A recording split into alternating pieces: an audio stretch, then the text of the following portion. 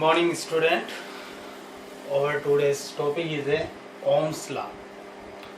Okay, Ohm's law के आज अपन detail से डिस्कस करेंगे और साथ ही जो रेजिस्टेंस इसके साथ आता है उसके भी अपन इम्पोर्टेंट पॉइंट्स को यहाँ पे शॉर्ट करें. Okay, so let me run to start Ohm's law according to this figure. Okay, Ohm's law किसने स्टेब्लिश किया था? इन 1828. In 1828 established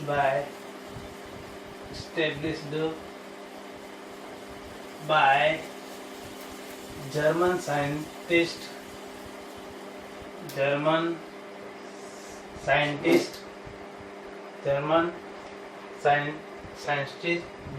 George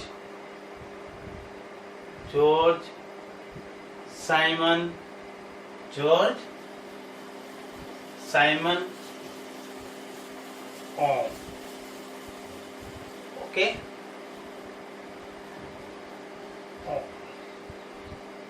इन्होंने 1828 में ओम्स लॉ को स्टेब्लिश किया था.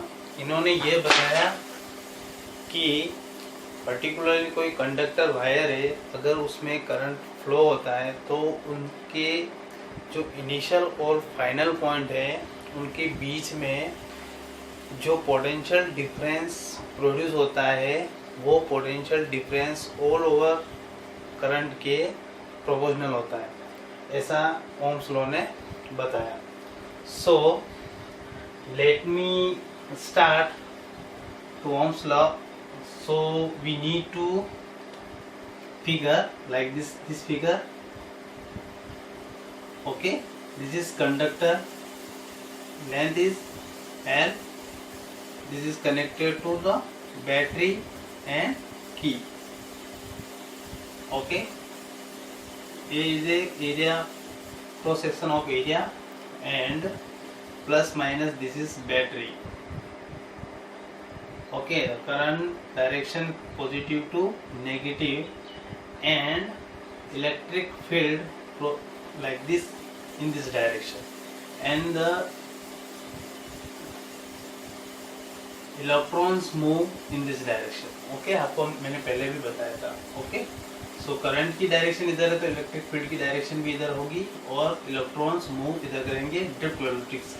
Okay, then so this figure, let me start Ohm's law. अगर अपन को Ohm's law लिखने के लिए बोले तो अपन इसको कैसे राइट डाउन करेंगे? ठीक है, तो अपन राइट डाउन करें. सो यहाँ पे राइट डाउन कर देते, पूरा आ जाएगा. According to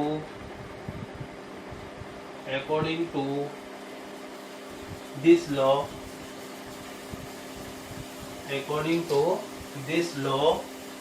if there is no change, if there is no change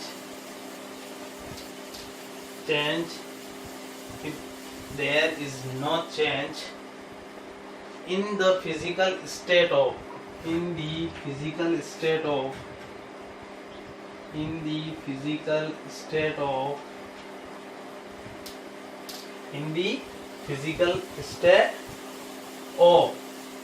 the conductor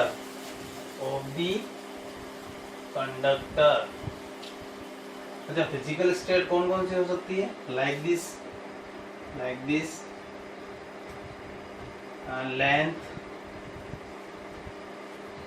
length, cross section area, okay, cross section area, temperature, और भी हो सकते हैं. Nature of matter,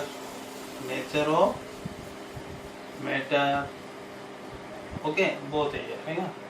like this length, cross section area, temperature and nature of matter. Okay, क्या लिखा आपने? Physical state of the conductor, then the current then the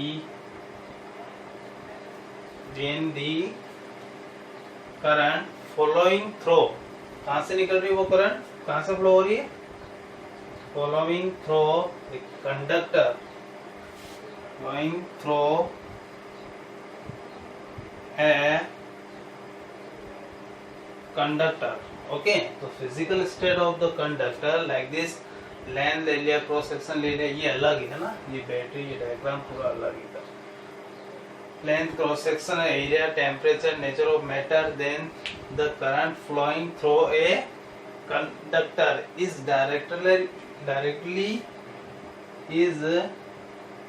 directly proportional is directly proportional to the applied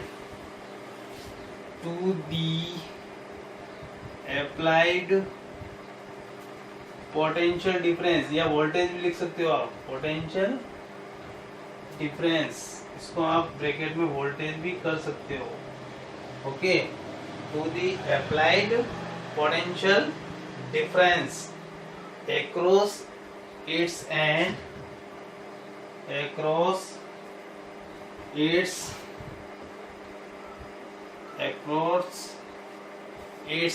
ends of the conductor.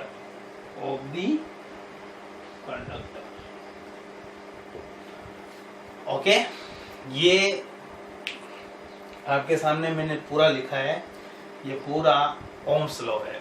सो अगर अपन एक बार वापस repeat कर लेते हैं, पहले डायग्राम की ओर बढ़ते हैं, फिर इसको देखते हैं. पहले ऐसा डायग्राम मैंने आपके सामने बनाया था, एक कंडक्टर है, उसको मैंने बैटरी से कनेक्टर और कर रखा है. जैसे ही मैं वोल्टेज या पोटेंशियल डिफरेंस अप्लाइड करता हूँ तो उसमें ड्रिफ्ट वेलोसिटी प्रोड्यूस हो जाती है. और इलेक्ट्रिक फील्ड, मैंने आपको ड्रिफ्ट वेलोसिटी की बहुत अच्छी डेफिनेशन भी बताई आपको.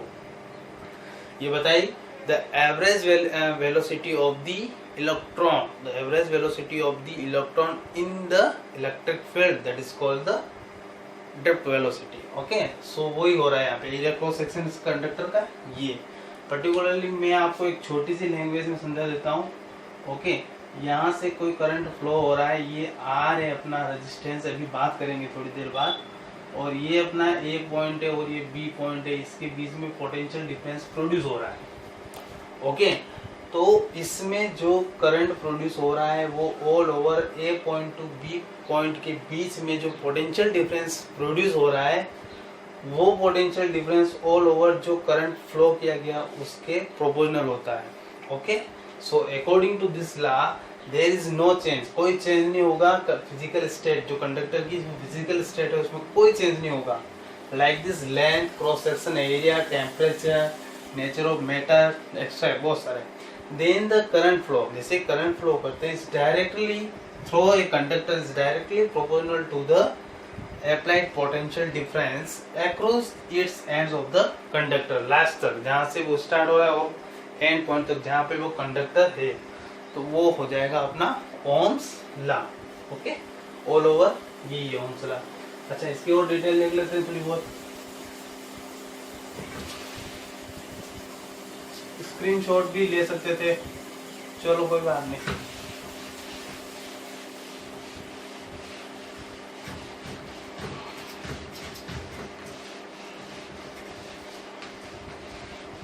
Then, so according to this law, so I proportional to V, और इसको मैं ऐसे भी कह सकता हूँ V proportional to I. तो V is equal to क्या हो जाएगा, RI. Okay, V is equal to RI all over. यहाँ पे जो R है, ये R एक कांस्टेंट, क्या है, कांस्टेंट. और इसको that is also called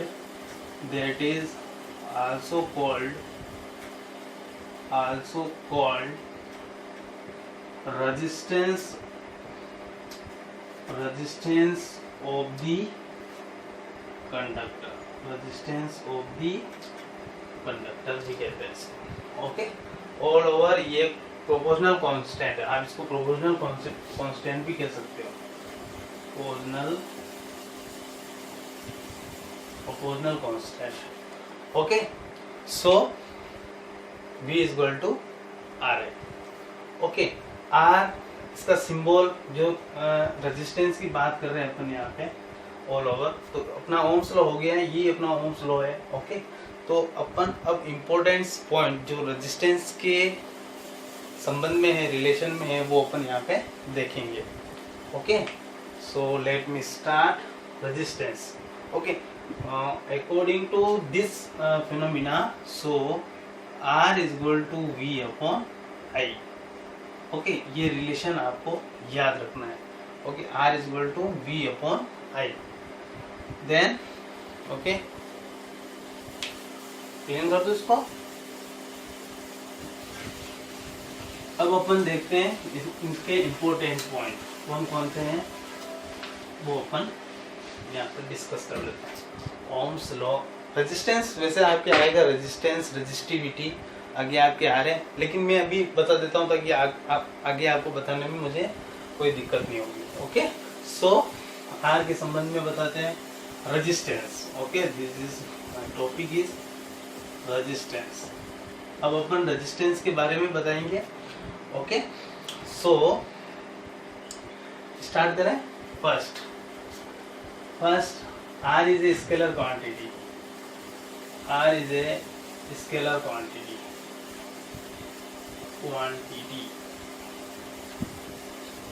R is a scalar quantity। R is a scalar quantity। Okay, then second लेते हैं अपन ऐसा यूनिट की बात कर लेते हैं। ऐसा यूनिट की बात कर लेते हैं। चलो, ऐसा यूनिट फॉर्मूला अपने सामने क्या है, R is equal to V upon I। Okay, ये फॉर्मूला अपने सामने आया था। R ऐसा unit V upon I। Okay, इसकी ऑल ओवर यूनिट तो होती है ओम। ओके, क्या होती है, ओम। जो सर डॉक्टर साइमन ओम थे, उन्हीं के नाम पे ये ऐसा यूनिट रखी गई है। ओके, और एक ट्रेडिशनल और है, अगर आप देखो तो इसको, तो आप इसको ऐसे बोल सकते हो, वोल्ट पर एम्पियर, वोल्ट पर एम्पियर या वोल्ट एम्पियर इनवर्स। ओके, ये हो गया अपना ऐसा यूनिट। देन थर्ड क्या हो जाएगा, डायमेंशन की बात कर लेते हैं। जहाँ ऐसे यूनिट की बात होगी वहाँ पे डायमेंशन की बात मैं जरूर करूँगा। Okay, dimension. Okay, according to this formula R is equal to V upon I। Okay, V आप जानते हो इसका वोल्टेज पोटेंशियल डिफरेंस इसके इक्वल होता है, या वोल्टेज बोलो, एनर्जी अपॉन चार्ज। ओके, और I क्या है, करंट। I करंट है। ओके, सो एनर्जी वर्क की सबकी डायमेंशन सेम होती है। उसकी ये होती है m1 L2 T-2। Okay, charge नीचे आ रहा है। ओके, चार्ज यानी कि I is equal to Q upon T, तो Q is equal to I T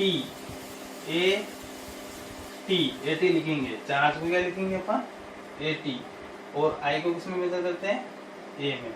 okay, so all over क्या आ जाएगी इसकी डायमेंशन, m1 L2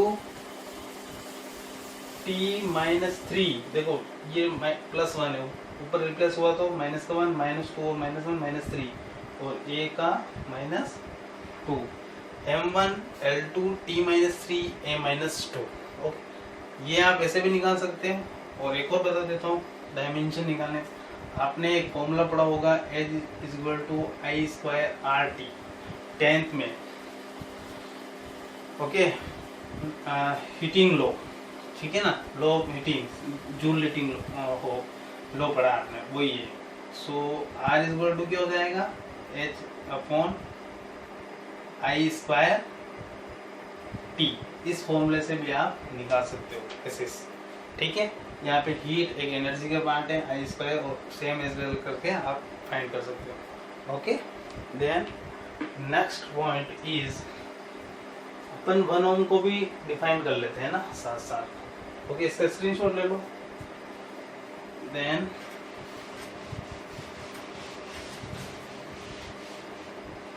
अभी रेजिस्टेंस के बारे में बात ही हुई, अपने 3 पॉइंट हो गए। कितने पॉइंट हो गए, 3 पॉइंट हो गए।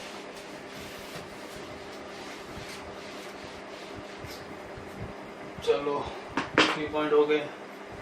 1 ओम को डिफाइन कर लेते हैं ना, 4th पॉइंट ओपन लेते हैं, 1 ओम को डिफाइन कर लेते हैं। 1 ओम डिफाइन, ओके ऐसा लिखेंगे अपन जैसे 1 ओम। अच्छा एक चीज तो मैंने बताई नहीं आपको, इस रेजिस्टेंस को डिनोटेट करते हैं कैपिटल आर से, ओके जैसे आप जानते हो 10th क्लास में पढ़ा था आपने। 1 ओम इज इक्वल टू क्या हो जाएगा, 1 वोल्ट बटा 1 एम्पियर। इसके अकॉर्डिंग मैं यहाँ पे डेफिनेशन लिखूंगा, वो आपको देखना है कैसे लिख रहा हूँ। सो व्हेन, इसमें लिखूंगा when 1 volt potential difference,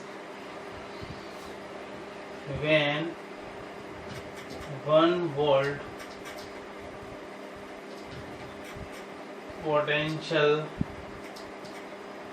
difference, so 1 volt potential difference applying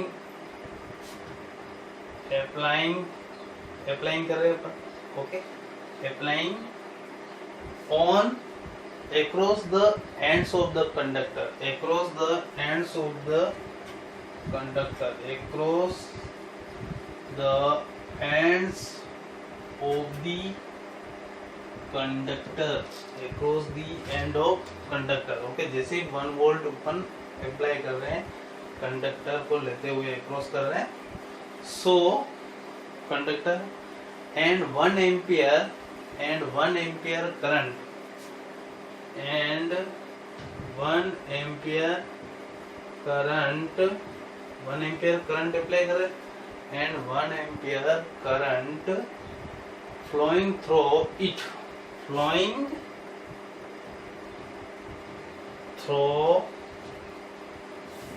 it, okay किसमें करंट फ्लो हो रहा है, एक कोई वायर है उसमें करंट फ्लो हो रहा है, इसमें 1 volt A to B produce हो रहा है, ओके 1 वोल्ट प्रोड्यूस हो रहा है और 1 एम्पियर का अपन ने करंट फ्लो किया था, इसके अकॉर्डिंग मैं डेफिनेशन लिख रहा हूँ यहाँ पे, okay so following through it, then the resistance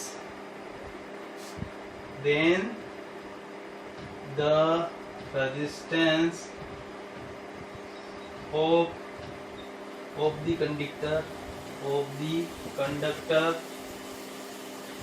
conductor then the resistance of the conductor will be लिख सकते हो, will be 1 ohm, okay symbol yes होता है, ओम को डिनोटेड ऐसे करते हैं, equal to V upon I, V और I के बीच में ग्राफ ट्रेस कर रहे थे, तो V upon I is equal to R tan theta is equal to R V upon I, ये स्लोप है, ओके ये स्लोप अपन मेजर कर रहे हैं, सो इसके अकॉर्डिंग थीटा अगर बढ़ेगा तो आर भी अपना बढ़ेगा और थीटा कम है तो आर भी क्या होगा, कम होगा। देन फर्स्ट ऑफ ऑल अगर अपन इस डायग्राम को ऐसे ले ले, आई यहाँ पे ले ले, वी यहाँ पे ले ले, तो भी स्ट्रेट लाइन ही बनेगा, लेकिन स्लोप की बात करेंगे अपन, स्लोप क्या हो जाएगा, आई अपॉन वी, और ये किसके, सॉरी यहाँ पे से लिख सकते हो tan theta is equal to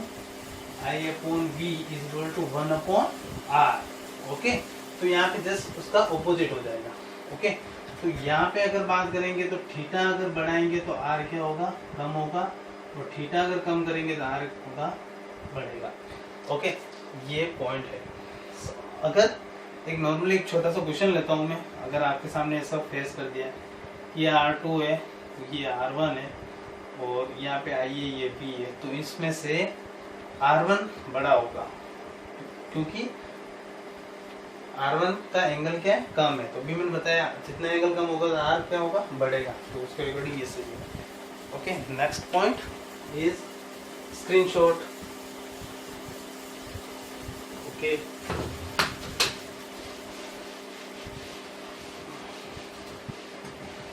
six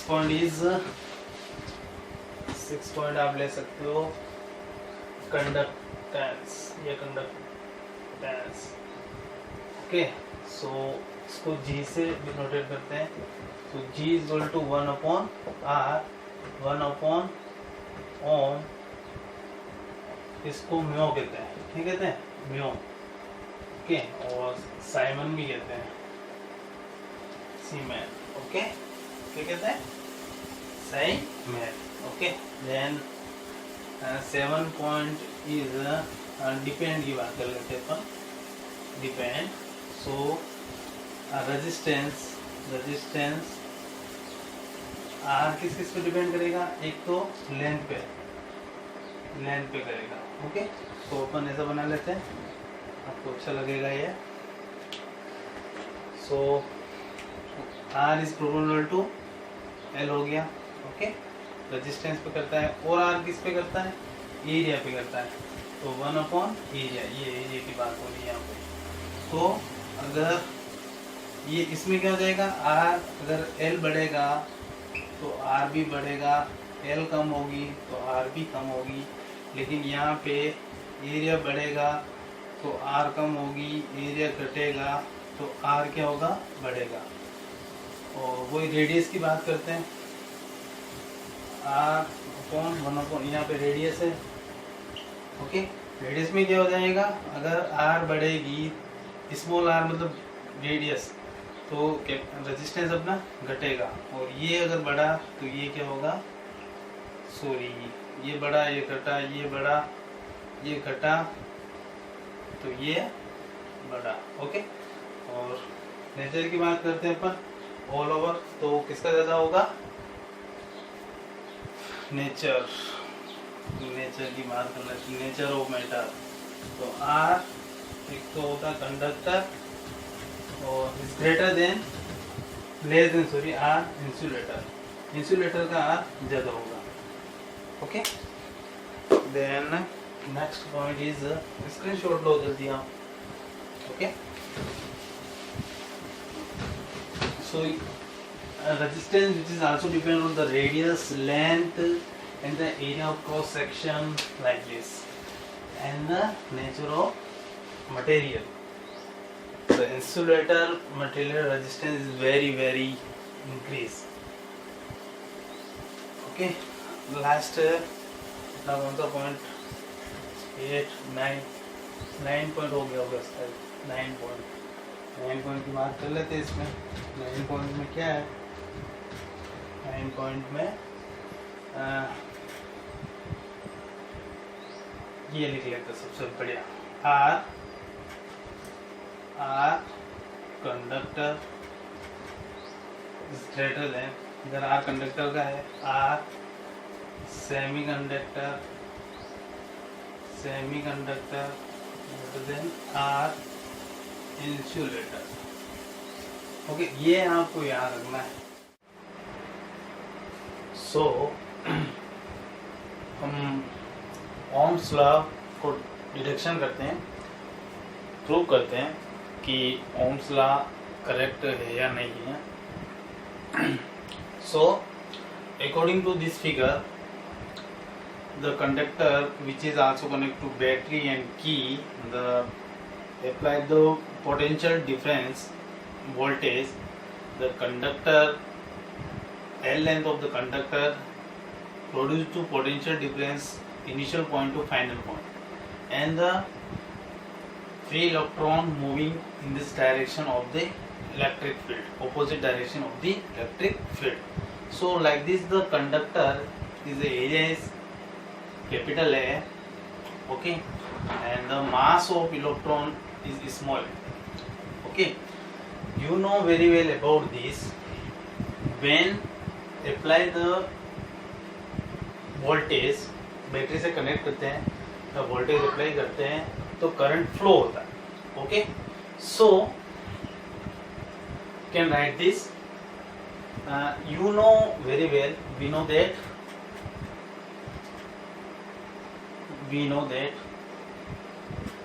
drift velocity के बारे में अपन ने पढ़ा है। ड्रिफ्ट वेलोसिटी क्या होती है, एक बार और बता देते हैं हम आपको। The average velocity of the free electron in the electric field, that is called the drift velocity. तो फॉर्मूला आप सभी को याद है, V D minus E upon M torque. ये वाला फॉर्मूला हमने आपको पहले बताया था, और हमने आपको ये भी बताया, ये माइनस इसलिए पुट किया क्योंकि इलेक्ट्रिक फील्ड के ऑपोजिशन में फ्री इलेक्ट्रॉन मूव कर रहे हैं, ऑपोजिट डायरेक्शन को बता रहे हैं। क्या बता रहे हैं? Opposite direction. Okay, you know very well about this. E is a electric field.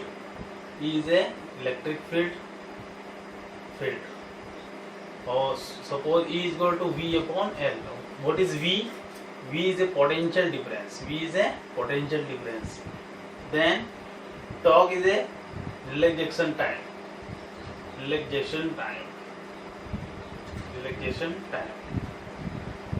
Okay, the time between two collisions. Okay, now V is a drift velocity, E is a electron, E 1.6 into 10 की power minus 90 coulomb, और M is the mass of the electron. Okay, so according to this formula, so we can get Vd is equal to put the value E is equal to V upon L in this equation. So Vd minus आप put नहीं करो तो भी चलेगा, क्योंकि अपन derivation solve कर रहे हैं, अपन को प्रूव करना है, क्योंकि वो डायरेक्शन तो ऑपोजिट बताएगा। ओके, सो आपको माइनस बार बार लिखने की जरूरत नहीं है। Okay, so E upon M torque, E की वैल्यू क्या है? V upon L. ये अपन ने यहाँ पे पुट कर दिया। देन दिस इज इक्वेशन, आप इक्वेशन नंबर डालते रहो। This is equation number first, this is equation number second, this is equation number third. Okay, so आप करंट और ड्रिफ्ट वेलोसिटी के बीच में भी एक रिलेशन को जानते हो। मैंने एक नाम बताया था आपको, उसका नाम है वीना, है ना? तो सो you know very well, we know that also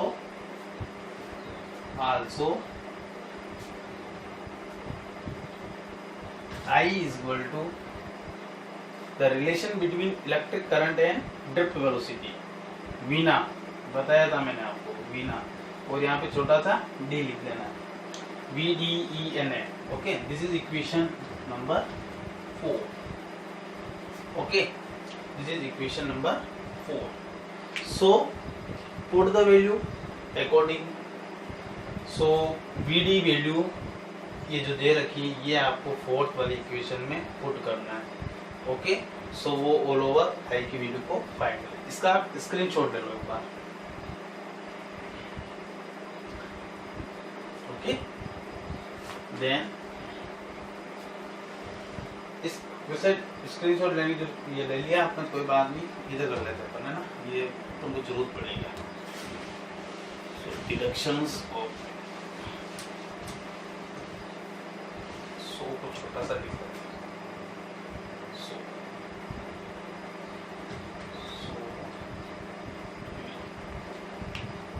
then this. Okay, so put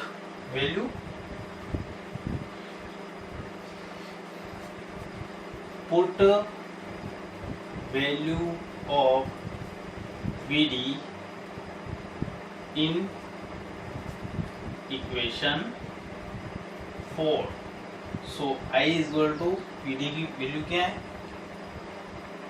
E upon M torque V upon L ENA. Okay, ये तो VD की वैल्यू हो गई, ये VD और ENA अपने साथ हैं, वो लिख ही रहे हैं। देन नेक्स्ट क्या करेंगे अपन? अब इसको सोल्व कर लो बस। I इज इक्वल टू क्या हो जाएगा? देखो ऊपर वाली वैल्यू को मैं सेम कर रहा हूँ, ठीक है? सो ई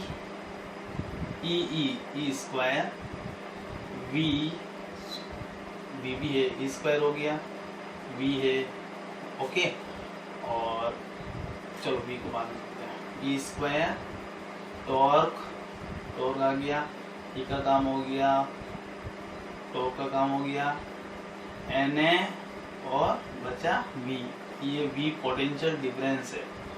ओके, और नीचे क्या बच रहा है ml। ओके, सो इस v को आप इधर लेके आओगे, इस i को नीचे लेके आओ तो ये ऊपर चला जाएगा पूरा। Okay, so v upon i हो जाएगा।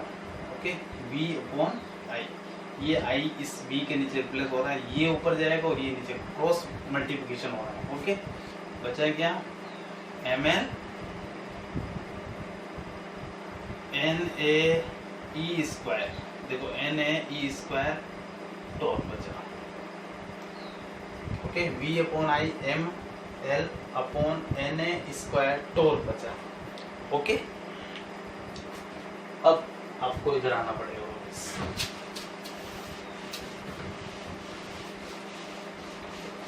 सो ml v upon I ml NaE square torque. Okay, so ये आप जानते हो v अपॉन आई क्या होता है, R होता है रेजिस्टेंस, ओम्स लॉ के according. So according to Ohm's law,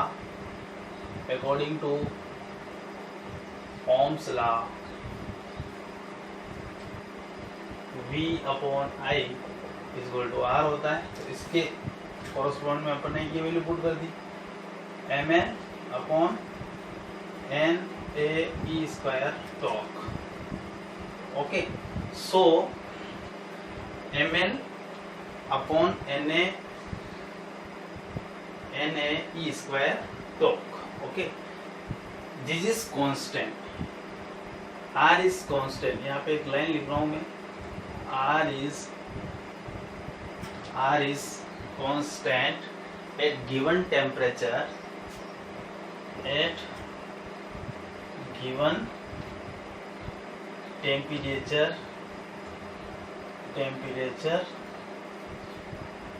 R is constant at given temperature for given conductor। Okay, so all over ये क्या हो गया, कांस्टेंट हो गया, तो ये R के इक्वल आ गया। ओके, तो बचा क्या अपना v upon i is equal to R।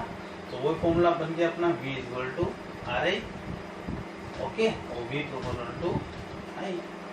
Okay, यही तो प्रूव करना था अपन को, यही तो बताना था कि R की जो वैल्यू आ रही है ml Na स्क्वायर टॉर्क, जितना रेजिस्टेंस में mass, length, number of electron, A is area, E is electron 1.6 into 10 की पावर -19 का स्क्वायर, और टॉर्क रिलेशन टाइम, इनका जो रेशियो है ऑल ओवर वो R के इक्वल है, रेजिस्टेंस के इक्वल है। सो V अपॉन आई किसके इक्वल हो गया, R के, जो कि कांस्टेंट है पर्टिकुलर किसी गिवन टेम्परेचर पे किसी कंडक्टर का। So V equal to Ri, V proportional to I। अपन को यही प्रूव करना था, यही डिडक्शन है ओम्स लॉ का। Okay, thank you very much, I hope आपको समझ में आया होगा। Thank you.